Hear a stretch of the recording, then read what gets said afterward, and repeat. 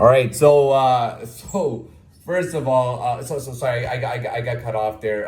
So yeah, so I wanted to work for the Marriott, and I had 4 or 5 hotel names that were international hotels that I wanted to work for. I think, yeah, all of them were American hotels, but I wanted to work for like the nice hotels, and anyways, I got that job.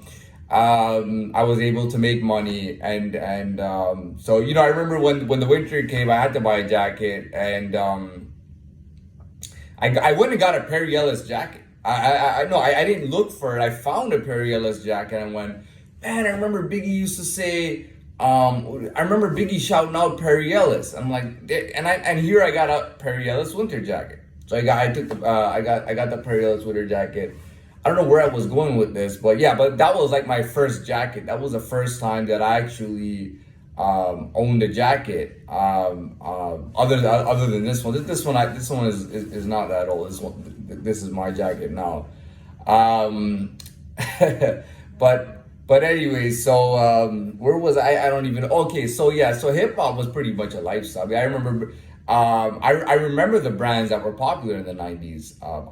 Oh man, I remember so much stuff from the 90s, but I remember a lot of that stuff. Hip hop was a lifestyle. Marijuana was considered part of the hip hop lifestyle. Marijuana and alcohol was because hip hop is all about music and partying. So marijuana was in the lifestyle. I wasn't too keen on marijuana. There was a lot of kids smoking marijuana actually, and I wasn't keen on it. And to this day, I don't support marijuana for younger kids. And to be very honest, I believe marijuana should only be used medically. But yeah, anyways, but hip hop was a lifestyle, and again, like I didn't really know what to really talk about, so I thought I'd talk about it. And I kind of lost track because I got interrupted and everything. But anyways, we'll continue. So where was I going with this? Yeah, hip hop is a lifestyle. So what about, okay, me and hip hop today? How about that? Me and hip hop today, as of today. So what's going on with me and hip hop as of today? I sometimes I do enjoy hip hop songs about marijuana, even though I don't want to smoke marijuana myself, but I like the fact that because people do smoke marijuana as a social thing, as a party thing, as a fun thing. So I don't mind some of the music that comes with that. When they're rapping about marijuana, even though I'm not smoking marijuana, I still enjoy those. I still enjoy that music. Cypress Hill is a big one. Cypress Hill has a lot of songs about marijuana. They got a song called Tequila Sunrise. I've always liked that song, Tequila Sunrise. So I like Bone Thugs. I don't listen to any of their new shit. Any of like the post 2000 or post 98 stuff. I just listen to the same old 90s songs, and that's good enough for me. I like that. Wu-Tang is a very good rap group. I like some of their songs too. And Mobb Deep. There you go. There's Mobb Deep. So and I'll be honest. I don't. By the way, I watched not maybe a few days ago or a little while ago. I watched one of Biggie's videos. I think I watched. It wasn't Juicy. It was Big Pop. I watched Big Pop. I just wanted to see what their scene was really like. Just really get an idea of it. And I mean, I'm guessing P. Diddy has a lot of contacts, a lot of money, a lot of stuff going on in New York, and he's able to kind of he's probably one of the biggest hip hop partiers out there. That's just the impression I got from him. Biggie Smalls. I actually remember when P. Diddy selected Biggie Smalls. He actually selected him based on he wanted a big, bad, scary guy who was from the streets, who was really hood and really ghetto and would really rap, and he was already that was his criteria. And then later he found Biggie Smalls, but that's what he was looking for when he found him. So he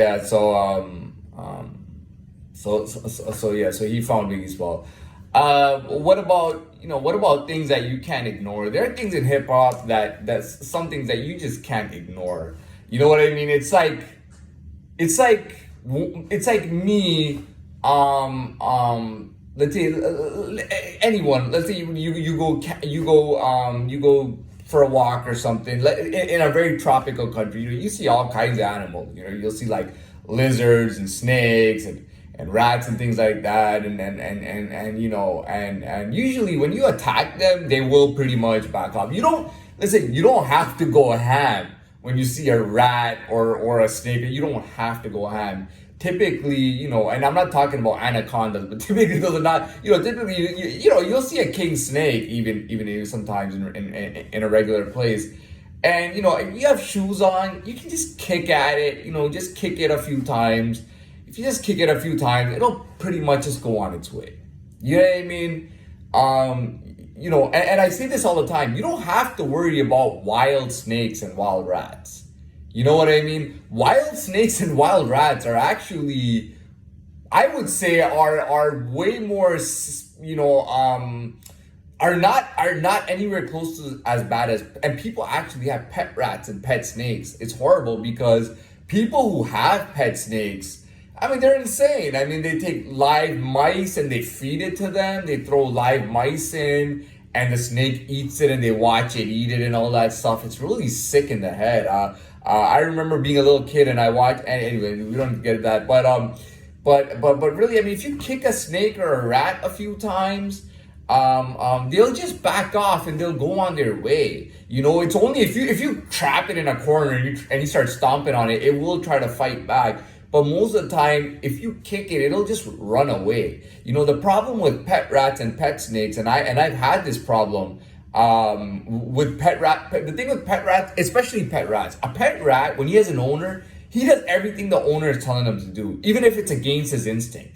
Even if he doesn't want to do it, he's doing it because, you know why? Because his owner is giving him cheese. His owner is looking after him. He's giving him cheese. And there are, believe me, there are pet stores. I've gone to pet stores here and I've seen all kinds of snakes and rats for sale for pets. Okay. In Toronto, in everywhere. I mean, in this GTA, the Greater Toronto Area, they call it. And those are the ones you got to worry about. Because people train them just in the wrong way. They're training these snakes and rats to do bad things, to attack people and to attack other animals and things like that. And those are the ones you have to watch out for because, everything can tell a pet rat or pet snake, I do not want to go forward right now because you'll be looking at me like this is an animal that I do not want to go forward on. I mean, this guy is going to tear me apart into pieces. I want nothing to do with them. But the owner will be like, don't worry about it. Don't worry, pet him.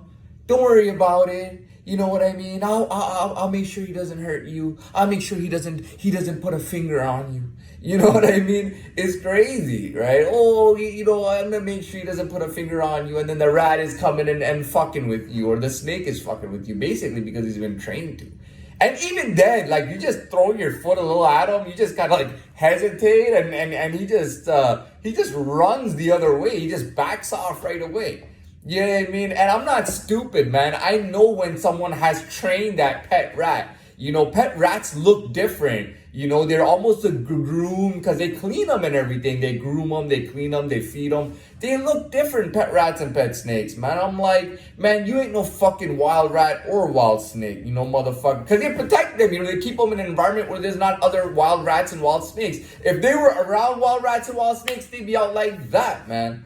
I'm telling you, man, it's insane, man. I hate pet rats and pet snakes. I absolutely hate them. I hate them. And wild snakes and wild rats are not bad at all, man. It's insane. I've encountered, all sorts of different animals, and they are so. I mean, when I come up to, they are so fearful, or they're just like, if I tell him to leave, he'll just leave. You know what I mean? Unless again he's a pet rat trying to move here and there. But usually, at the most you just hesitate to kick at him. Same with dogs. A wild dog, you just hesitate to kick at him, he'll run away, man. He'll be afraid of you, or afraid of me. You know what I mean? And then when it's a pet dog, the dog can get scared and run away, and the owner will just throw him back in, go right back in there. You know what I mean? I learned that like people train dogs so that they just, and it's crazy, man. And that's why I don't like every dog. You know what I mean? I don't like every dog because I know that the owner has trained it in a certain way. I like dogs that are trained in certain ways and have certain personalities. You know what I mean? But that's the truest thing, man. The rat and the snake can be so fearful of you, but there's this fucking human, going, oh well, this is my pet, and it's crazy, man. You got people who are into witchcraft and scary shit like that, and they're usually antisocial. They're very scary looking. They don't like going out in the sunlight. They stay in the dark in their homes, and they're as hidden as their pet rats and pet snakes. They're just as hidden, because they're afraid of seeing wild people out there who are gonna fuck their shit up. You know what I mean? And they're always hiding too. It's crazy, man. I see you, if you're hiding from me, man, whether you're a fucking crazy loony or a rat or a snake, whatever you are, man, I see you. So I want you to know that I do see you. When you think you're safe and nobody knows that you're fucking doing creepy shit, I see you, just to let you know. So what else to talk again? We were talking about hip hop and rap music. Yeah, that's pretty much. I don't have a wide array, and it's not that I just don't have a wide. I've listened to all sorts of music, all sorts of songs in rap and hip hop, and I'm not into it. To me, it's just pretty much just the groups that I named. I don't even watch Biggie. I don't listen to Biggie. I don't listen to Tupac. I don't listen to anything from P Diddy unless it's R&B. If it's R&B, I'll listen to it, and only 90s R&B. I don't listen to 2000. I don't want to say their names, but there were guys who just killed R&B in the early 2000s. Late 90s R&B was the best, and prior to that, it was the soul of the 80s and the early 90s that was good. These guys killed R&B. They killed hip hop in the 2000s and R&B.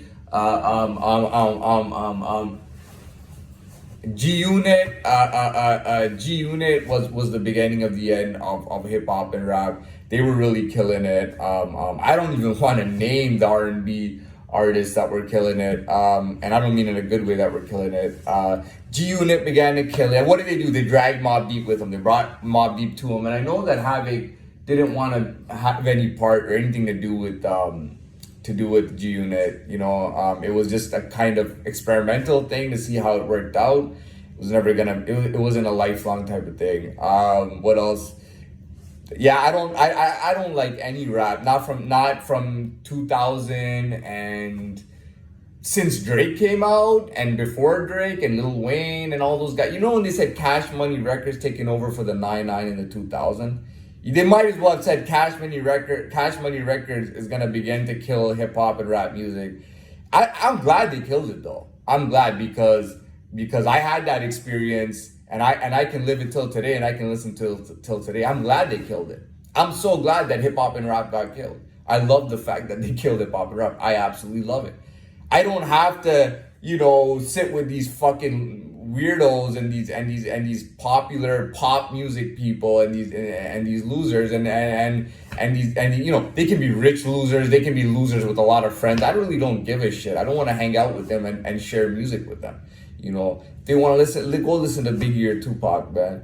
Because I'm listening to my 90s shit and I love that it got killed because I can still listen to it till today. Yeah, I don't listen to anything new. So is there anything else that I can say about the music and all that? No, not really. Is there any other message I want to convey? No, I'll just conclude this again by saying, and I'll tell you, pet rats and snakes are the worst. And pet dogs. People train their dogs to attack people sometimes, and they will do it. They'll just let the dog go and attack somebody. And the dog is scared, like, I don't want to, but the owner will like, no, you have to, and then it kind of pushes it, like when somebody's scared to do something and someone pushes them in, that kind of thing. You know what I mean? So anyways, I'm glad how this video went, and I got enough content on there, so I'll do this once again at some point.